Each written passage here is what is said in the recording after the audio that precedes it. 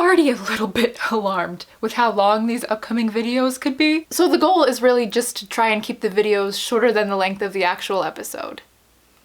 We'll see how it goes. I'll put a link to the full official press release below, but essentially what it says is that Ziva goes to Gibbs and is like, you're in danger, and then Gibbs is like, what? As far as the promo goes, I've actually already done a video where I literally go through scene by scene and break it down, so I won't be doing that here, but most of the things that I'm talking about are referenced in the promo. Since we last spoke, there was also a sneak peek released. It shows McGee and Torres walking in, and Sloane is very concerned, and they're all wondering where Gibbs is. McGee says they don't think he's working alone, and Bishop might have a theory as to who, but has not revealed it yet. I think the sneak peek might be a catalyst into that scene from the promo where Bishop's in the office and then she's like shook and turns around. Because like I said, I think that McGee might be the one who catches her off guard while she's investigating in the office. I also wonder if this might hint at some not so positive feelings Sloane might have towards Ziva at first. And to be fair, in her eyes, this woman is literally resurrecting from the dead to put her man in danger, so. Though we do know, according to the 3rd episode press release, that Sloane does make them sit down and talk about Ziva's reappearance. And maybe it's because she's come around to it and wants the team to like digest it as a group. Or maybe she just wants everyone to sit around and talk her. I don't know. We'll have to see. Speaking of which, they did say that the first episode is mostly Gibbs and Ziva on their own, while the rest of the team is like digesting the fact that she's alive. And then the second episode is more so them interacting with her, which you can kind of see in the press release photos. Also, judging by the photos, it looks like she's finally had a nice hot shower, which is just all I've ever wanted for her since the promo came out. We got an additional promo. Yes, hi, we got a 3rd promo. And in this promo, Gibbs just looks so concerned, and he asks Ziva what happened to her, which I feel like the sewers might have something to do with that. But I'm so interested and a little bit nervous to kind of see who this character has become. And I know they've talked a lot about this in interviews, that she has evolved as a character. She's older, she's been working on her own for so many years that she's, you know, as the promo says, not who she once was. And I'm very intrigued to see those differences and how those differences play out. There was also mention, I don't know, my hand gestures are so subtle. There was also reference of a scene between Ducky and Ziva, which makes sense. I guess I just hadn't thought about it all that much. I'm curious to see if it'll involve his new historian role. Like, I wonder if they're like, who's Sahar? And then he's like, it's funny you mentioned that. I actually have her autobiography right here. I'm very interested to see how Sahar and Ziva are connected. As far as their relation, I don't think they're like half siblings or anything like that. I feel like we've gone down that road maybe one too many times. Eli needs to calm down. And then there's kind of the option for the more like personal, familial connections, like if she was Ari's ex-girlfriend, or like Dina in an elaborate disguise, or maybe she was responsible for Tali's death somehow, the sister, not the daughter. I love that I have to differentiate now. The fact that they're meeting with people like in an office, and that she's fighting like Duck Dynasty or something, makes me think it's not just like a one-woman show. And especially considering that the second press release mentioned something about them discovering a potential terrorist plot, makes me think there's something larger at play. Does Gibbs know that she's alive? I think just based on how he reacted to her in the finale, and even in the promo where he's like, where have you been? I feel like in the back of his mind, he knew she was alive, but beyond that didn't really know anything else, but we'll see. I've seen quite a few things talking about their father-daughter relationship, and the fact that she had to come out of hiding is simply because she cares for him so deeply, which is like, ow, oh God. I think it was in TV Guide where they talked about that Gibbs and Ziva, you know, it's been a long time and they need to kind of reestablish the same level of trust that they once had, and they both have their own issues with each other, which is interesting to me. I'm dying to see how Gibbs and Ziva's relationship has evolved and what, for lack of a better term, what their vibe is going to be. I also thought it was really fascinating that they brought up the fact that like she's kind of telling him what to do now, and it's this big change, and he's already been through so much change over the course of the last season. And so I love that that kind of shaky, evolving emotional state that Gibbs was in last season is carrying over. The TV Guide article also mentions that when Bishop and Ziva meet, they kind of have to assess each other because Bishop really only knows Ziva through her diaries, which is such an interesting way to know that character. I think Bishop's perception of her so far compared to when she actually meets her will be really fascinating to watch. Based on that, it also seems like Bishop and Ziva have not been crime-fighting pen pals all this time, as much as I'd love it. Alas. Speaking of knowing things, Tony. I think Cody said that she believes that Ziva and Tony haven't communicated all that much in a long time, which is depressing. Part of me really believes that she has told him that she's alive just so he won't try and hunt her down. Like I said before, I think he'd understand if she was like, yes, I'm alive, but you can't come hunt me down this time because you can't put our daughter's life in danger. Like, I think that would click for him. I do wonder if they've had at least that very minimal level of communication, or if it really just has been like,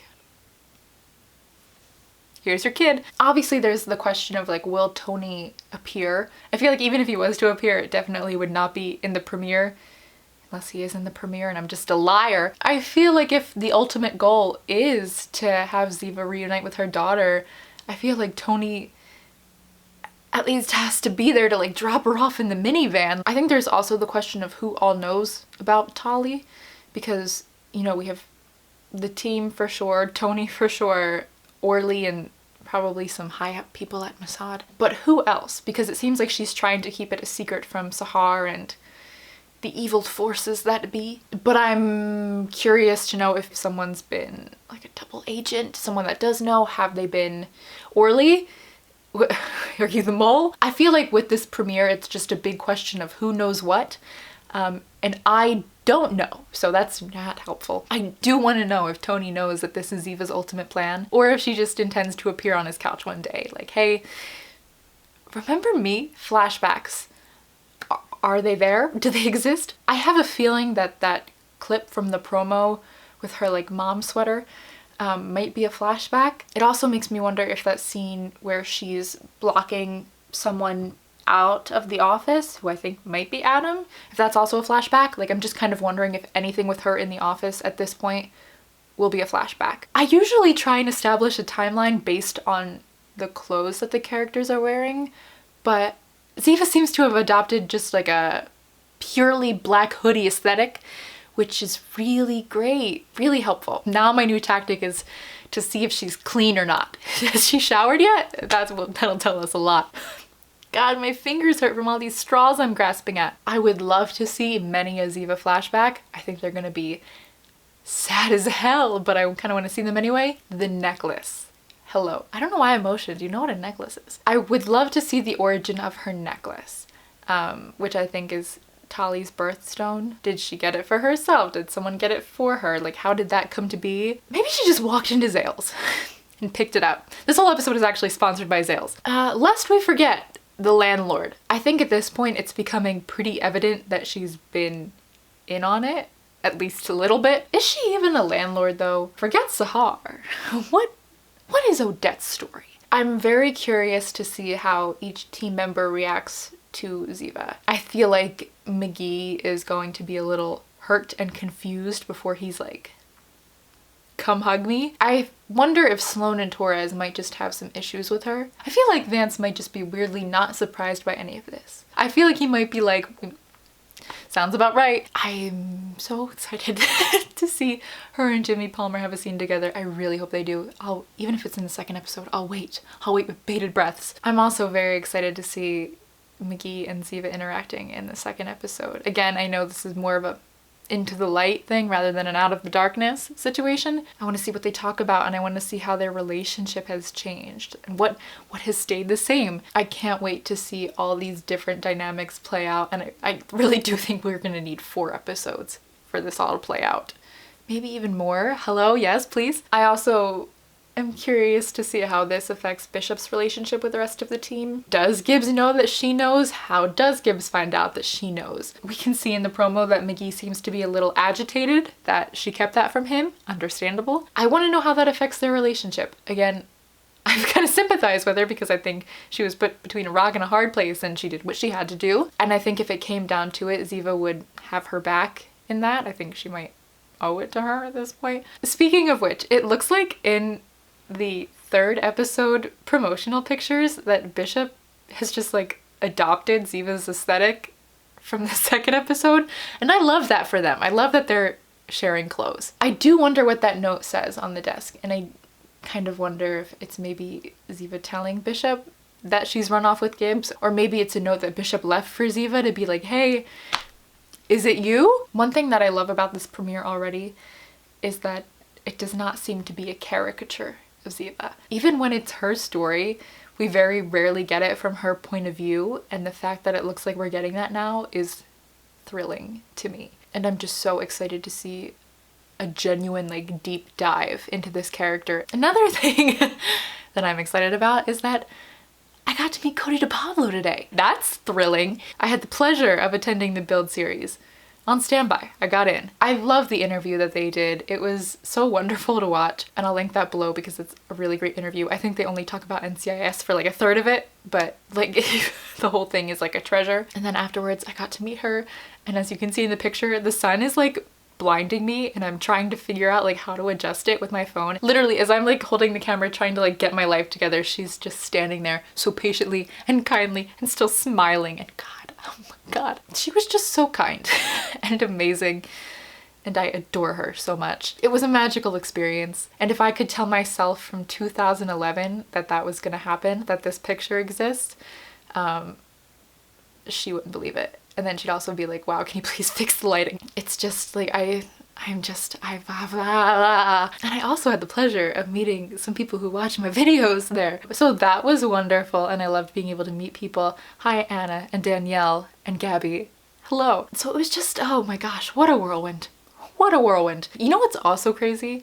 According to the Carter Matt article, they originally were just looking to get Cody back for a voiceover to read the letter in She, which we'd be having a very different conversation about the premiere right now, I imagine. I love that this is a genuine arc that appears to have been given so much time and thought. I cannot remember the last time I've been so excited to see an episode. This sounds a little bit ridiculous compared to all the other things that it looks like we're getting. I really want to see flashbacks. And if those 2 scenes in the office aren't flashbacks, I'm genuinely just so interested to know what their context is.